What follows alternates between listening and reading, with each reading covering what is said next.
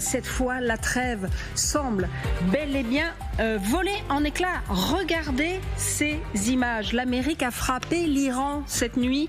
Des frappes défensives, dit le CENTCOM. Mais défensives contre quoi? Direction Téhéran, où nous attend Siavosh Ghazi, correspondant RFI France 24. Cher Siavosh, sait-on ce que l'armée américaine a frappé cette nuit? La première vague d'attaques américaines était concentrée sur la région de Bandar Abbas, autour du détroit d'Ormuz, la ville de Bandar Abbas, notamment l'aéroport, ainsi que la ville de Minab à l'ouest, ainsi que la région de Sirik à l'est du détroit ont été visées, notamment, ainsi que d'autres cibles. Donc concentration sur cette partie du golfe Persique et du détroit d'Ormuz.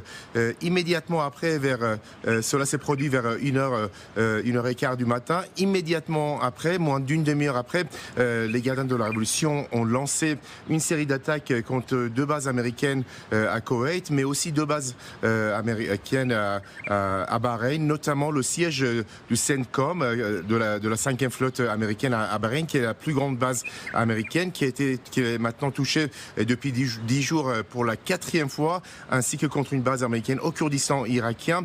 Les gardiens ont annoncé la fermeture totale du détroit d'Ormuz à ce moment-là, et deux navires, deux pétroliers qui tentaient de traverser le détroit d'Ormuz ont été visés directement par des missiles ou des drones et ont été donc touchés. Et donc pour les gardiens de la Révolution, pas question que désormais aucun navire traverse. Tous les navires stationnés dans la région doivent rester à leur place. Ensuite, vers 4 heures, il y a eu une nouvelle attaque américaine, notamment contre la ville de Karaj et ses environs. Là, il y a eu une riposte de nouveau contre la base Al-Azhar en Jordanie, selon les gardiens de la Révolution. Donc des avions, les hangars des avions F-15, F-16 et F-35 ont été touchés directement et plusieurs avions américains ont été détruits sur place. Merci beaucoup Siavosh Ghazi, correspondant pour RFI et France 24. Avec moi sur le plateau pour parler de tout ce dont Siavosh vient de parler et d'énumérer, hein, Christophe, les 4 fantastiques d'LCI, Guillaume Audat, Christophe Barbier, et puis les magnifiques Claire Cambier et Catherine André, et puis aussi notre cher amiral Olagaray. Qu'est-ce que c'est que cette nouvelle nuit de frappe? Comment vous l'interprétez, amiral? Toujours la volonté de faire pression sur les négociations, ou alors est-ce que ça veut dire qu'il y a tout simplement plus de négociations? Comment vous l'interprétez?